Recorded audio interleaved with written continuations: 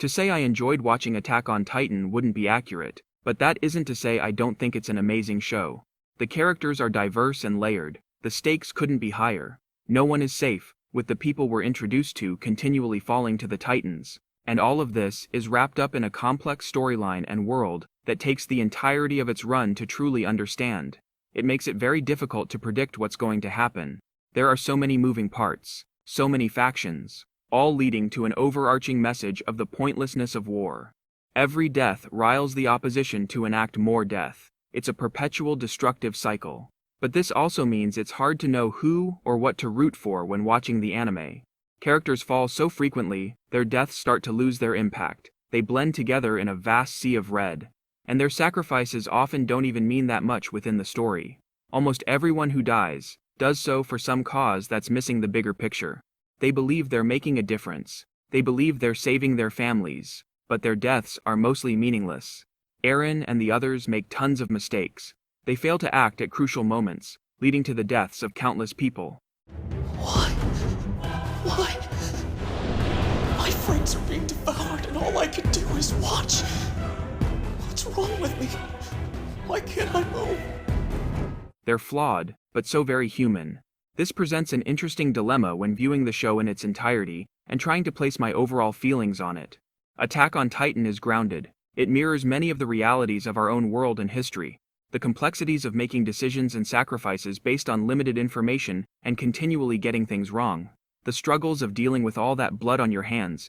But these same uncertainties make it a series that's hard to watch or even know what to root for. I'd start to care about a character, and then things would change. Sometimes it was through death, sometimes it was their allegiance, sometimes the goals they were pursuing and that I thought were important meant nothing once more information was revealed. A fascinating theme throughout the anime is this idea of regret. So many of the characters regret their decisions, the lives they've taken, many of whom were once friends. I don't understand, Connie! We were supposed to be on the same side no matter what! We still are on the same side, Samuel! But I just... Everyone's caught up in this cycle of violence that none of them actually want to continue. The anime does a good job of giving characters compelling backstories and motivations. Annie's actions are horrifying, but a part of us can understand why she does the things she does. The same goes for Gabby. We want to despise her. Scratch that. Most of us probably do despise her. Us true Eldians are gonna haunt you till you're all rotting in the ground! Hey, you okay, Missy?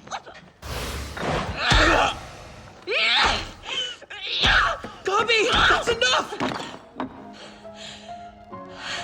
But we can also see how she got to where she is. As Gabby realizes the people she spent her entire life hating are no different than she is, she's devastated by her actions. We're all more alike than we might think.